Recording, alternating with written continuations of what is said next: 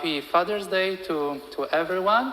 Thank you for coming and celebrating this great day together. This is our tradition that we ask one of our parishioners to share his reflection on fatherhood. So we have John DeFini, who will come up now and share his reflection with us.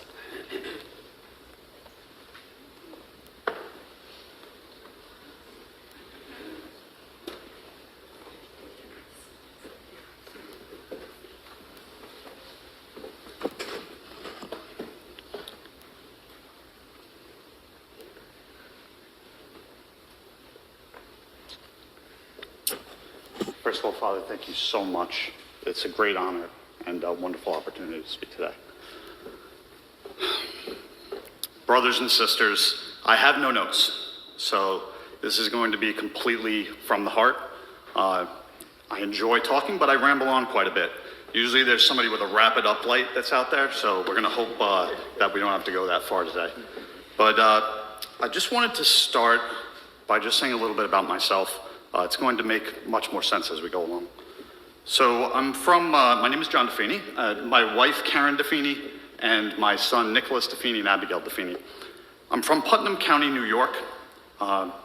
Actually from all over the place. I come from a split family, but mostly settled in Putnam County, New York. I met my wife when I was 18 years old and she was 16. She's from wonderful West Orange, New Jersey, and we met on vacation. Both of our families were on vacation in Orlando, and we met while we were down there. It's very, very special, us, the Orlando area, not just because of Disney, but because we met there. We had a long-distance relationship, and it was amazing. I've told Karen several times, back in the day before, the internet and telephones and all that, I had a cork board in my bedroom where, when we would take trips and whatnot, I had like a little memory board. And I had a picture of Karen from that one trip. And I only met her one day when we were in Florida.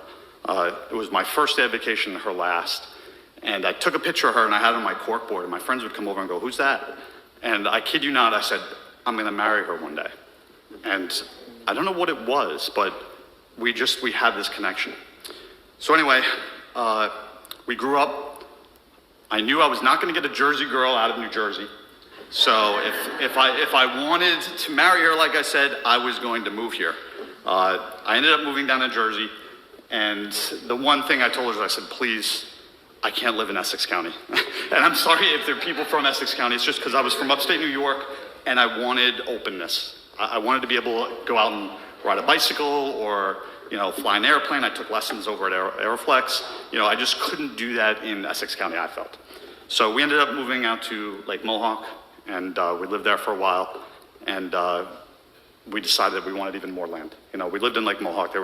If you wanted to rock climb, it was great, our backyard, but if you wanted more land, you couldn't live there. So, in 2005, Nicholas was born, and I've grown up, I didn't go to college. I worked real hard my whole life. I ended up going to night school, getting my first job at Merrill Lynch in technology, and I've worked my way up. And all of that seemed fantastic. But in 2005, when my son was born, I realized all of that means nothing. Nothing. Because my most important job by far, was my children. And it didn't matter how much money I made or any of that, because bringing them up right and raising them was far more important than being able to make enough money and hire like an au pair or someone like that. Do it right, do it from the heart, and none of it mattered. I was thinking this morning, people talk about seeing God, right? We have faith, but maybe things in our life happened where you see God. So when Nicholas was born and they tucked the baby away, I actually went off and you go down to the nursery and whatnot. And that was like my first interaction. And Nicholas was in that plastic kind of bassinet thing. And he was crying and whatnot. And I was able to walk up to him. And I looked at him and I put my finger out. And he grabbed my finger. And at that moment, I saw God. I absolutely, without a shadow of a doubt, it was very, very touching. The same thing happened in 2007 when Abigail was born. And we see God throughout the day and whatnot, but that was the most amazing, crystal clear image, was when I looked at my children. So that's a little bit of a reflection about fatherhood, but as I've grown, we've been raising our kids here. There are certain things that we've done while we've raised them. And it's always been from the heart, always been from the heart. And, over the years, people have asked us, they're like, what did you do? How did our children are so well-mannered, and they're wonderful. And they ask us, what did you do? What was the secret? What was, and we'll talk about strength and integrity and the fatherly things that we love to talk about. And, and all those things are super important. But if I could go and relate it to one thing, I would say Galatians 5:14. And Paul wrote, all of the law be fulfilled in one word, even this, and that is love thy neighbor as thyself. All of it. All of it. You want to talk about integrity? Love your neighbor. Love your neighbor. If you're going to love your neighbor, you're going to be able to act with integrity. You want to talk about strength? Love thy neighbor. Somebody is mad at you and you get really upset.